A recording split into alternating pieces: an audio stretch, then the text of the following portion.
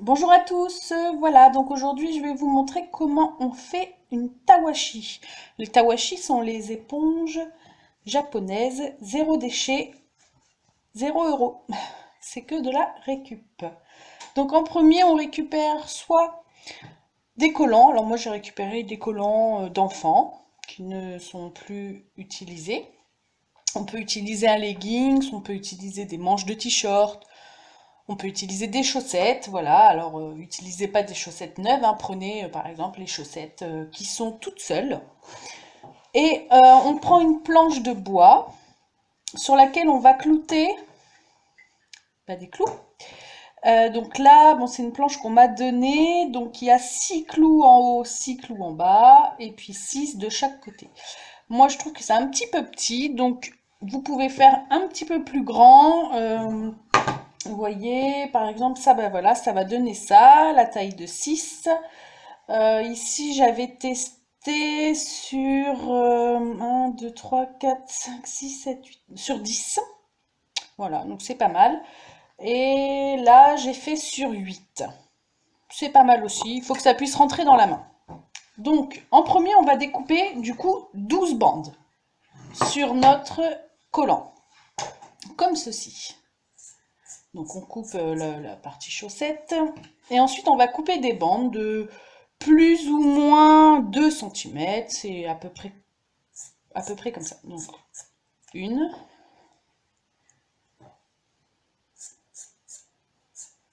deux.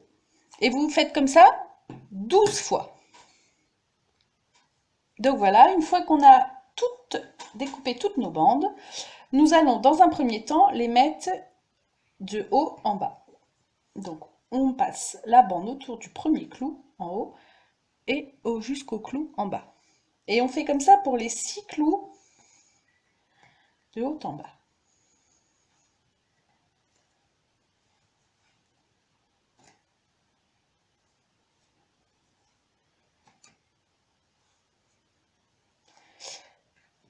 Voilà. Ensuite, nous allons mettre sur les clous des côtés, pareil, de gauche à droite, mais nous allons devoir passer. C'est ça le plus compliqué, mais en soi, c'est pas compliqué non plus. On va devoir passer dessous. Alors, moi je passe sur la première bande, j'accroche au clou. Et on fait dessus, dessous, dessus, dessous, et on revient accrocher au clou. Voilà. Donc, dessous, dessus, dessous, dessus, dessous, dessus. Et on fait comme ça pour toutes les 6 clous. Donc là, on a commencé dessous. Donc pour le prochain, on va passer dessus. Dessus, dessous, dessus, dessous, dessus et dessous.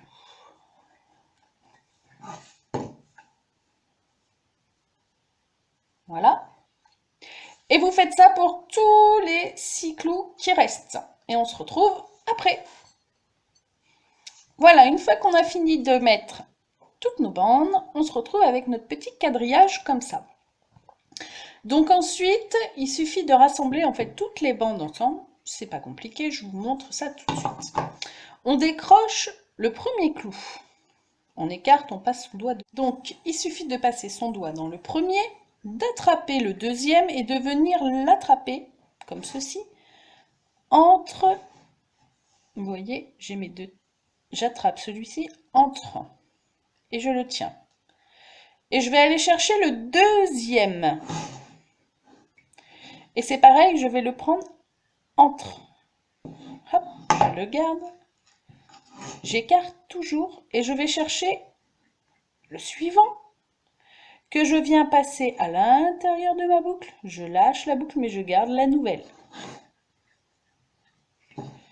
Le suivant, je le passe dans ma boucle. Je lâche la boucle mais je garde la nouvelle. Le suivant, je le passe dans ma boucle. Je lâche la boucle mais je garde la nouvelle. Je la lâche surtout pas la nouvelle. Et je fais ça pour tout le tour.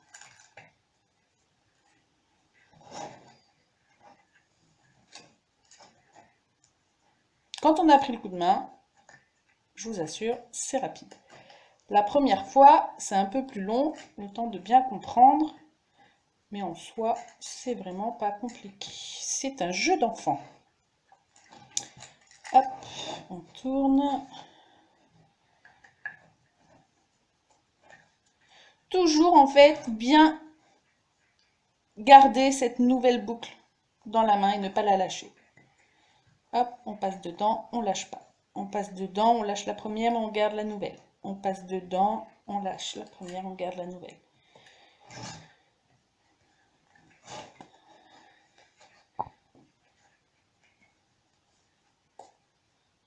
Hop.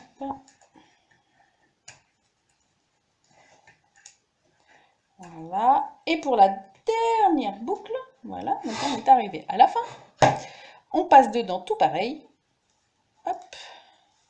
On tire. Alors certains diront qu'on peut le laisser comme ça. Moi, par sécurité, je préfère, hop, faire un nœud. Et comme ça, on est plus sûr. Ensuite, on écarte bien notre tawashi pour bien mettre en place les mailles. Et voilà, nous avons une tawashi. Par ici, là où on a fait le nœud, ça nous permet de pouvoir l'accrocher à côté de l'évier, à un petit crochet, comme vous le souhaitez.